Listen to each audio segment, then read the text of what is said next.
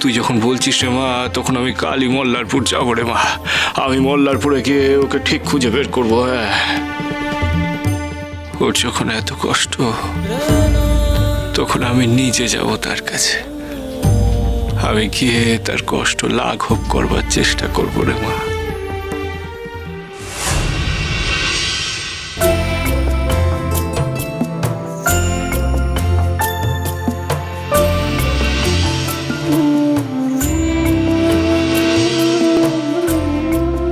বেশ বেশ, তুমি এখন ঘরে যাও মা, আমার দেখা হয়ে গেছে। এবার আমরা তোমার ঠাকুরদার সঙ্গে একটু দরকারি কথা বলে নি। যাও মা, ভিতরে যাও। গোসাই, পাত্রী তো আমাদের পছন্দ হয়েছে, কি বলো হে? হ্যাঁ, ভালোই তো। জয় গোপাল, জয় গোবিন্দ, এ আমার বড় সৌভাগ্য।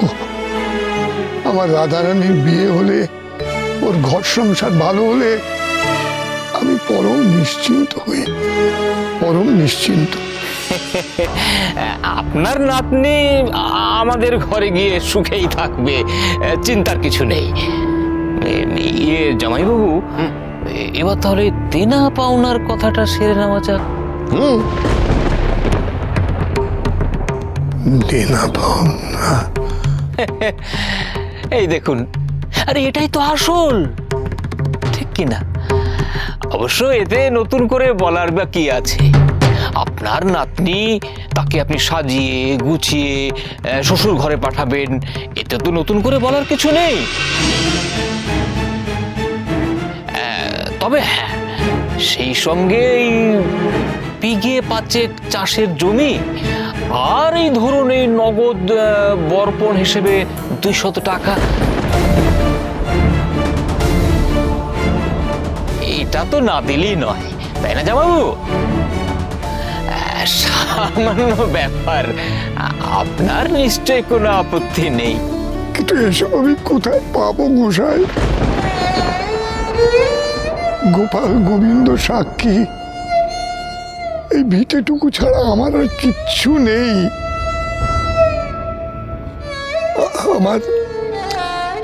আমার ঘরণী গত হয়েছে সেই বহুকাল আগে, আর আমার এই নাতনি রাধারানীরও পোড়া কপাল, ছেলেবেলাতেই মা বাপ দুজনকেই হারালো। ছেলেবেলা থেকে একে আমি নিজের বুকে পিঠে করে মানুষ করেছি। বিশ্বাস করুন, সম্পদ বলতে আমার এই ভিটে ছাড়া আর কিচ্ছুটি নেই, কিচ্ছুটি নেই। কি বলছো গোসাই? এ তোমার আজব কথা। আমরা তো ভাবতেই পারিনি যে আমরা এরকম হাড় হাবাতে ঘরের মেয়ে দেখতে এসেছি। গোসাই, কিছু দিতে না পারলে আপনার নাতনির বিয়ে হবে, এটা ভাবলেন কি করে? আপনি চাইলে এই ভিটে আমি আপনাকে দিয়ে দিতে পারি। না ঠাকুরদা। রাধা, চুপ কর, আমি তো কথা বলছি। জয় রাধা মাধব, জয় গোবিন্দ, জয় রাধা মাধব, জয় গোবিন্দ। কি বিষ্ণু দাস, এনারা? ও, নাতনির সম্বন্ধে এসেছে বুঝি? আর সম্বন্ধ, সামান্য বর্পণের টাকা যে দিতে পারে না, সে যে কি করে নাতনির বিয়ের স্বপ্ন দেখে, তা একমাত্র ভগবানই জানে। চলুন জামাইবাবু, এখানে বসে আর লাভ কিছু নেই, আমরা বরং ওই কোড়ার বাগানের মেয়েটিকে দেখতে যাই। তাই চলো। সব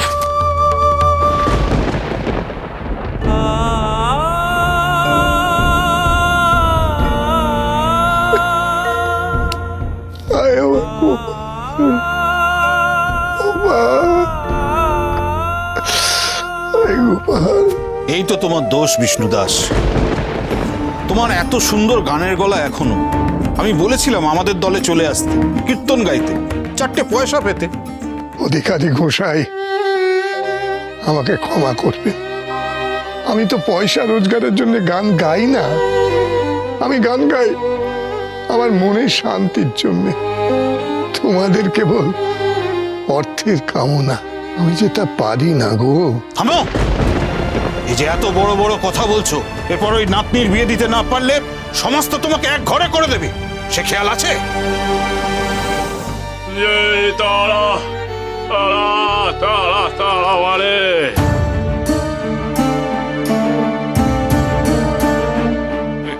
কই গো, এই বাড়িতে কীর্তনিয়া গাইয়ে কে আছে? আপনারা আপনারা কোথা থেকে আসছেন? ইনি হলেন তারাপীঠের বামদেব ঠাকুর। नमामि शमीशान निर्वाणरूपं विभुं বামদেব ঠাকুর, व्यापकं वेद তারাপীঠের ভৈরব আমার ঘরে। ঠাকুর, ঠাকুর আমায় চিনতে পারছো? আমি বিষ্ণু দাস, কীর্তনিয়া গো। আমায় চিনতে পারছো? সেই সেবার পথের মাঝে অসুখ হয়ে মরতে বসেছিলাম, তুমি আমাকে ভালো করে দিয়েছিলে। আমি? হ্যাঁ, কই কই দেখি দেখি দেখি ও, হ্যাঁ, তুমি তো বিষ্ণু দাস। হ্যাঁ, মনে পড়বে না মানে? বেশ মনে পড়েছে আমার। দিদিভাই আসন দে, আমার ঘরে থেকে চেন দেয়। ঠাকুরকে বসবার আসন দে দিদিভাই, বুঝতে দে ঠাকুরকে। আয় দিদিভাই, আয় তাড়াতাড়ি। হ্যাঁ, বসো ঠাকুর। আমার কি পরম সৌভাগ্য তুমি আমার ঘরে এসেছো ঠাকুর। বসো বসো। এই দেখো দেখি। আচ্ছা বেশ, বসছি বসছি। হ্যাঁ, দিদিভাই, বসো ঠাকুর। বসো, বসো। আমার কি সৌভাগ্য যে আপনি আমার ঘরে এসেছেন ঠাকুর।